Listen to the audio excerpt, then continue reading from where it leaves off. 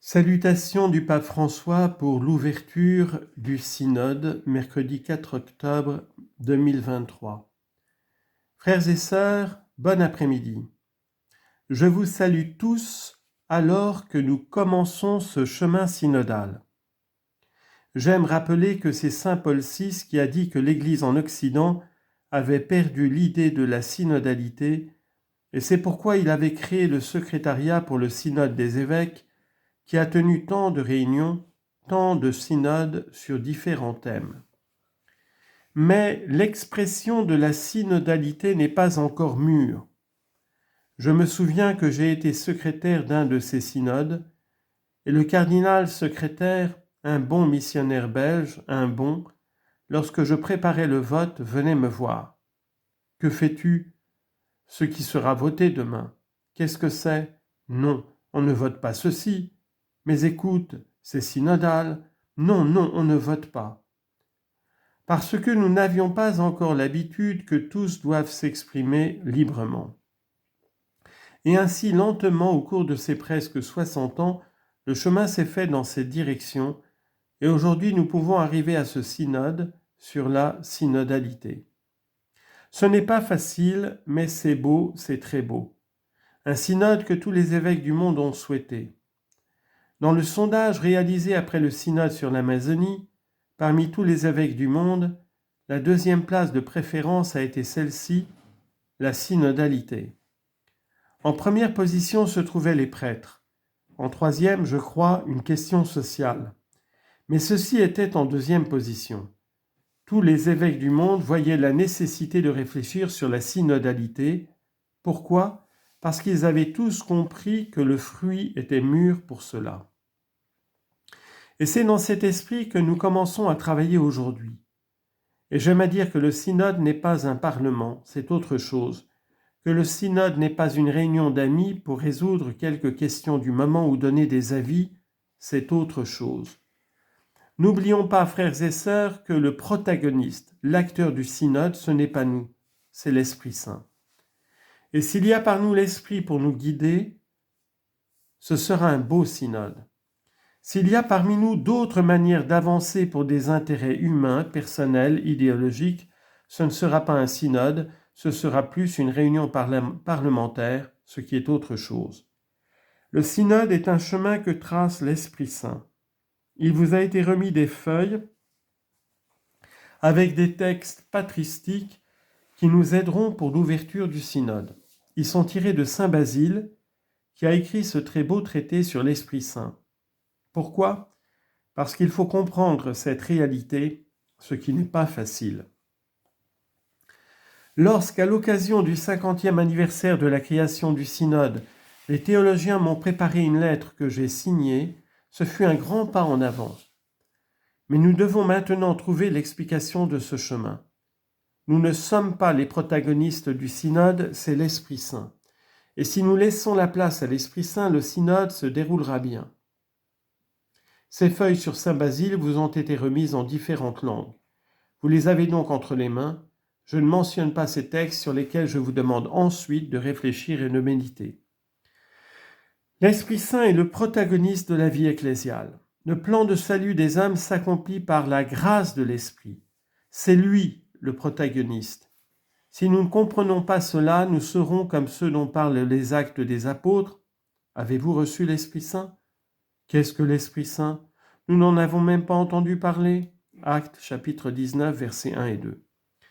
Nous devons comprendre qu'il est le protagoniste de la vie de l'Église, celui qui l'a fait avancer. L'Esprit Saint déclenche un dynamisme profond et varié dans la communauté ecclésiale. Le tumulte de la Pentecôte. C'est curieux ce qui se passe à la Pentecôte. Tout était bien rangé, tout était clair. Ce matin-là, il y a un tumulte. On parle toutes les langues, tout le monde comprend.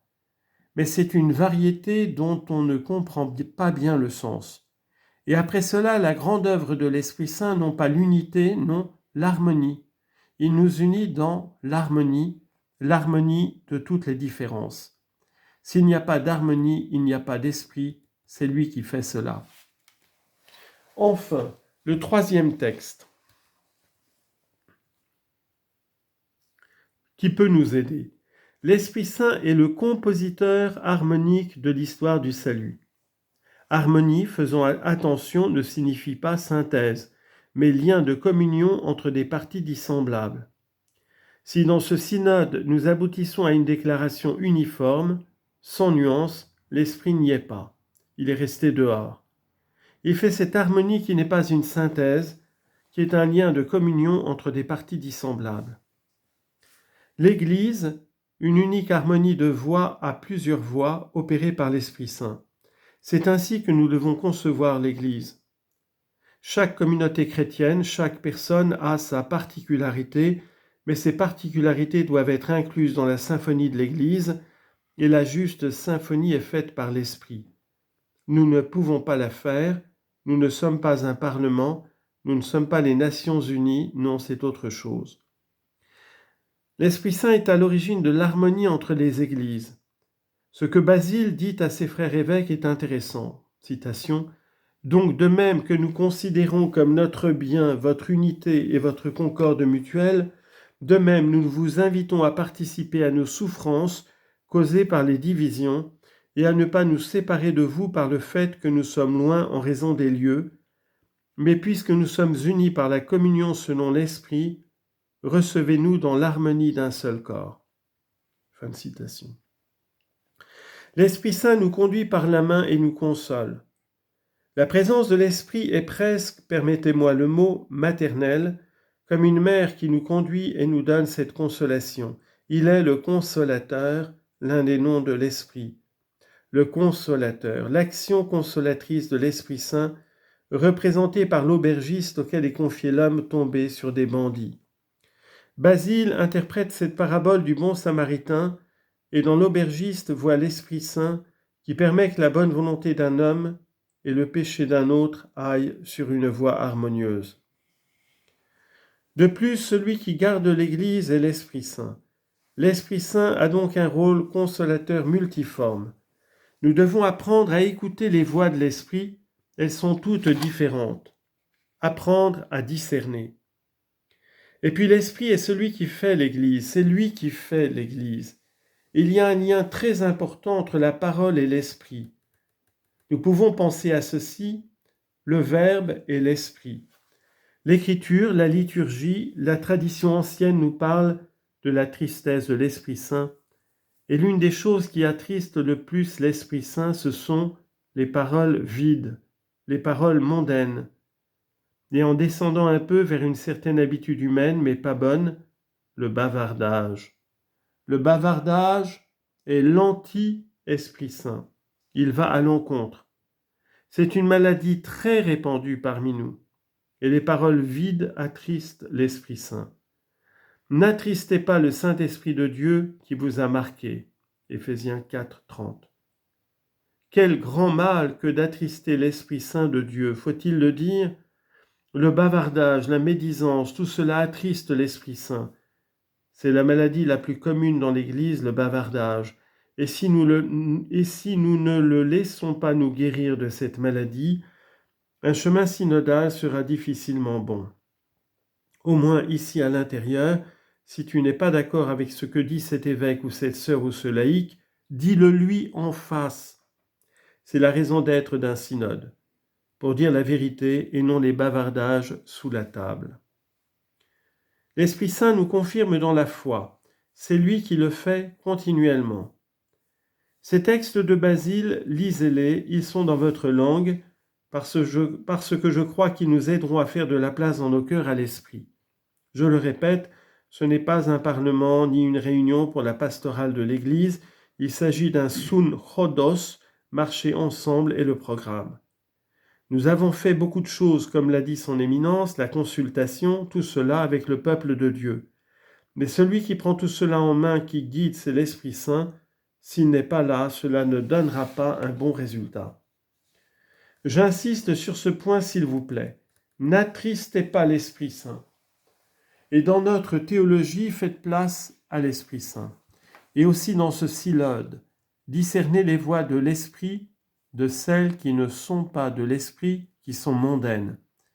À mon avis, la maladie la plus affreuse aujourd'hui, depuis toujours, mais encore aujourd'hui, que l'on voit que l'on voit dans l'Église est ce qui va contre l'esprit, c'est-à-dire la mondanité spirituelle. Un esprit, mais pas saint, un esprit de mondanité. Faites attention à cela. Ne prenons pas la place de l'Esprit Saint avec des choses mondaines, même bonnes, comme le bon sens. Cela aide, mais l'Esprit Saint va plus loin. Nous devons apprendre à vivre dans notre Église avec l'Esprit Saint. Je vous invite à réfléchir sur ces textes de Saint Basile. Ensuite, je voudrais dire que dans ce synode, également pour faire place à l'Esprit Saint, il y a la priorité de l'écoute. Il y a cette priorité. Et nous devons donner un message aux agents de presse, aux journalistes qui font un très bon travail. Nous devons faire une communication qui soit le reflet de cette vie dans l'Esprit Saint. Il nous faut une ascèse, excusez-moi de parler ainsi aux journalistes, un certain jeûne de la parole publique pour garder cela. Et ce qui est publié, que ce soit dans ce climat, certains diront, ils le disent que les évêques ont peur, et c'est pour cela qu'ils ne veulent pas que les journalistes parlent. Non, le travail des journalistes est très important. Mais nous devons les aider à dire cela, cette marche dans l'esprit. Et plus que la priorité à la parole, il y a la priorité à l'écoute. Et je demande aux journalistes de bien vouloir faire comprendre cela aux gens, qu'ils sachent que la priorité est à l'écoute. Lorsqu'il y a eu le synode sur la famille, il y avait l'opinion publique, due à notre mondanité, selon laquelle il s'agissait de donner la communion aux divorcés. Et nous sommes entrés ainsi en synode. Lors du synode sur l'Amazonie, il y a eu l'opinion publique, la pression pour que l'on fasse des viri probati. Nous sommes entrés avec cette pression. Maintenant, il y a des hypothèses sur ce synode. Que feront-ils? Peut-être le sacerdoce aux femmes? Je ne sais pas. Ces choses qu'ils disent dehors. Et ils disent si souvent que les évêques ont peur de communiquer ce qui se passe. C'est pourquoi je vous demande, communicateurs, de bien faire votre travail juste, de manière à ce que l'Église et les personnes de bonne volonté, les autres diront ce qu'elles veulent, comprennent que même dans l'Église, il y a la priorité à l'écoute. Transmettre cela, c'est très important. Je vous remercie de nous aider tous dans cette pause de l'Église. L'Église s'est arrêtée, comme les apôtres, après le vendredi saint, enfermée le samedi saint, mais il était par peur, pas nous. Mais elle s'est arrêtée. C'est une pause de toute l'Église à l'écoute. C'est le message le plus important. Merci de votre travail, merci pour ce que vous faites, et je vous recommande de lire ces textes de Saint Basile. Ils sont d'une grande aide.